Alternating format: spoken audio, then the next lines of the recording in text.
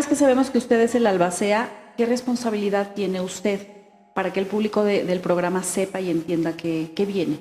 Principalmente hacer todo el inventario, verificar la condición de cada uno de los derechos o de las propiedades, pueden ser bienes muebles, inmuebles, derechos, puede ser titular de diferentes derechos, como son las regalías o como son los contratos que tenía firmados y que se encuentran vigentes, y a partir de ahí determinar la condición de cada uno para presentarlo ante el notario y que se lleve a cabo la adjudicación de la herencia.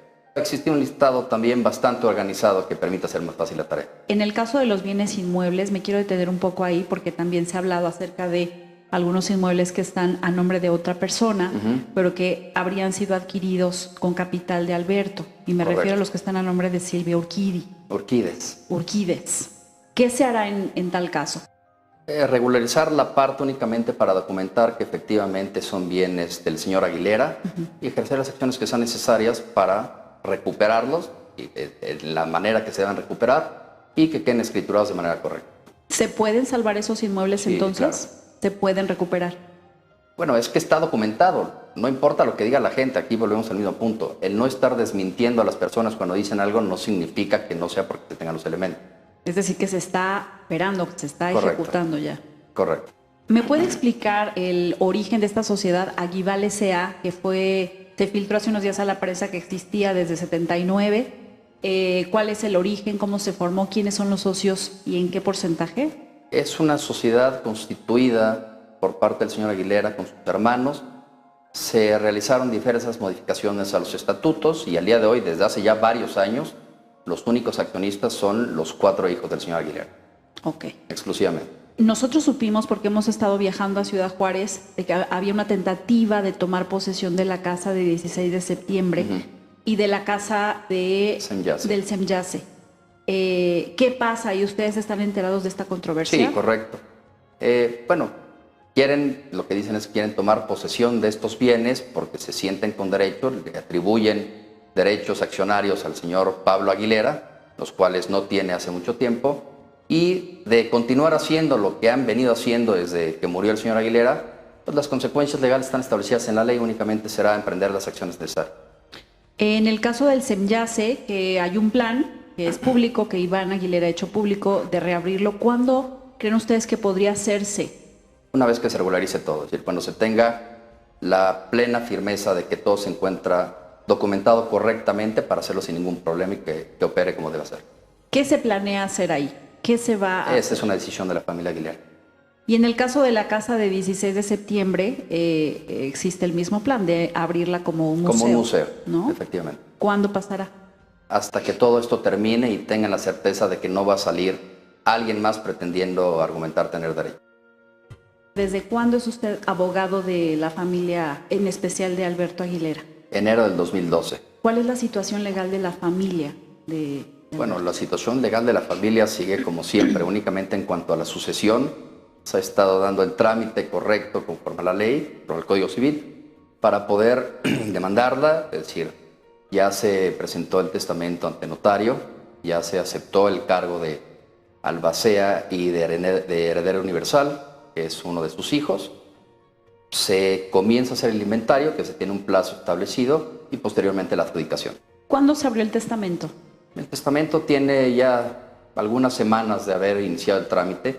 No se da a conocer nada, uno, porque no hay necesidad, no hay por qué hacerlo público, y dos, porque en tanto no se cumplan todos los trámites de rigor establecidos por la ley, ni siquiera se tiene la necesidad de empezar a hacer declaraciones en tanto no hay algo firme.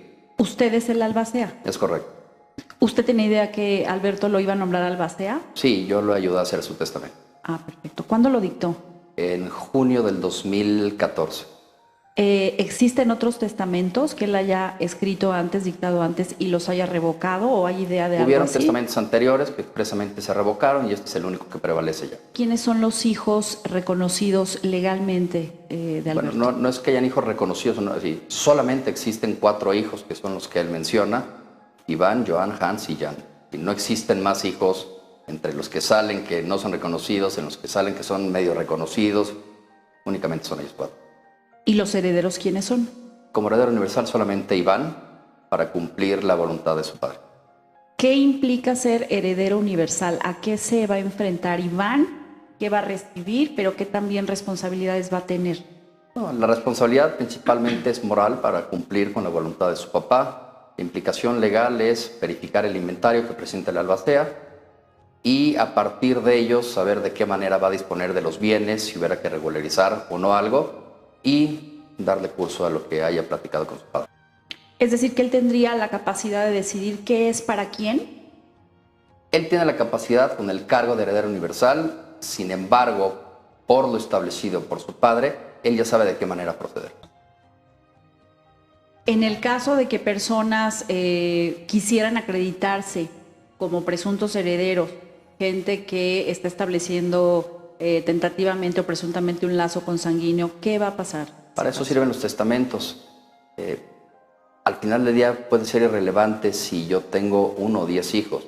Si decido que mis bienes sean para uno solo de ellos, entonces se cumplirá la voluntad del testador, ¿no? Y 2, pues tendrán que acreditar que efectivamente son sus hijos.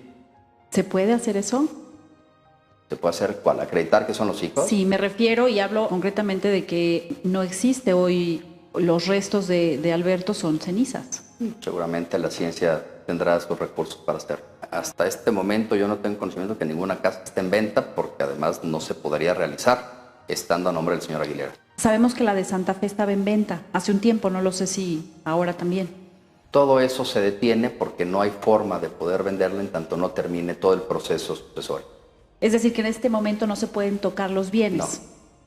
¿En qué plazo cree usted que terminará de organizarse todo esto, este legado que es enorme? Pues mira, el Código Civil establece que por lo menos se da un término de 60 días para poder presentar el inventario final. Incluso existe la condición de poder hacer modificaciones si se sabe que existen otras cosas en las que en su momento no se tuvo conocimiento.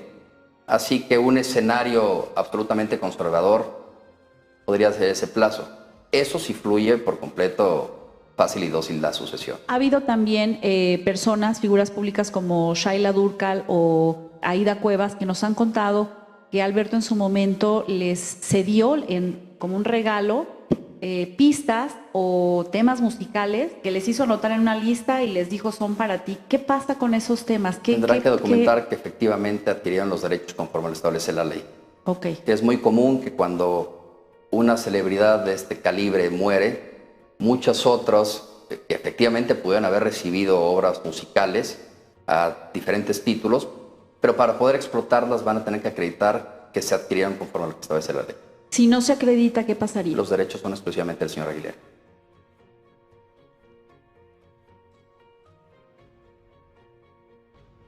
Hasta la Ciudad de México con toda la información. Adelante, Karina, muy buenos días. Buenos días.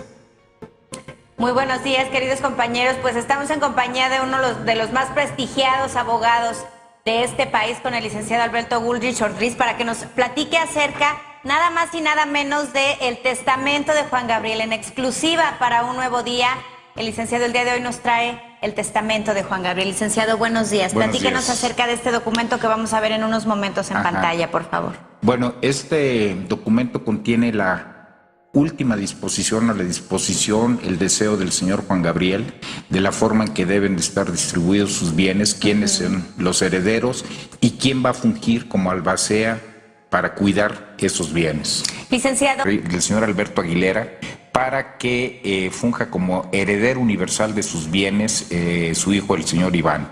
Y está designando como albacea universal, como albacea del cuidado de estos bienes, al licenciado Guillermo Pous. ¿Por qué cree usted que Iván decidió obtener este documento? Bueno, este documento es obtenido toda vez que el notario público le hizo del conocimiento del señor Aguilera la disposición. Ajá. ¿Cómo podemos comprobar la validez de este documento? ¿Es auténtico? Uno pensaría que un testamento es de otra manera, por así decirlo. Platíqueme cómo se puede obtener la validez. 100% auténtico, claro. Fue corrido ante la fe de un notario público. El notario público que recibió la disposición testamentaria del señor Juan Gabriel es definitivamente la persona que con probidad tomó la última disposición del señor Juan Gabriel. Qué interesante. Estamos siguiendo desde hace algunos días esta noticia en la que el productor Omar Suárez decide montar una obra de teatro titulada Amor Eterno, en la que decide utilizar algunas de las canciones del catálogo del señor Alberto Aguilera Valadez. ¿Qué sucede en este caso, Iván? ¿Puede impedir que él haga esta obra? El que puede impedir que se lleve a cabo la obra es quien tenga la titularidad de los derechos de autor. ¿Qué pasa si Omar decide llevar a cabo esta obra de teatro sin autorización de la familia? Podría ser llevado a la cárcel inclusive. ¿Hasta cuántos años puede? Hasta 6 años de prisión. Wow. Licenciado, le agradecemos muchísimo el que haya compartido en exclusiva para Un Nuevo Día un documento tan importante, tan revelador y sobre todo tan buscado por los medios de comunicación, ¿no? Es como, surge como mucha especulación en torno a esto. ¿Por qué, licenciado? Bueno, definitivamente porque hay otro tipo de intereses de parte de algunos familiares del señor Juan Gabriel, del señor Alberto Aguilera, que obviamente quieren tener acceso a la herencia que dejó, a los bienes que pues le agradecemos mucho que haya traído esta evidencia tan reveladora, esta evidencia tan importante en todo esto que hemos estado siguiendo desde la muerte del señor Alberto Aguilera. Gracias, licenciado. Gracias, Karinita, gracias, licenciado Ortiz, y seguimos viendo aquí el documento, de verdad. Sí, estoy realmente impresionado, muy buen trabajo, extraordinario trabajo, muchísimas gracias, doctor.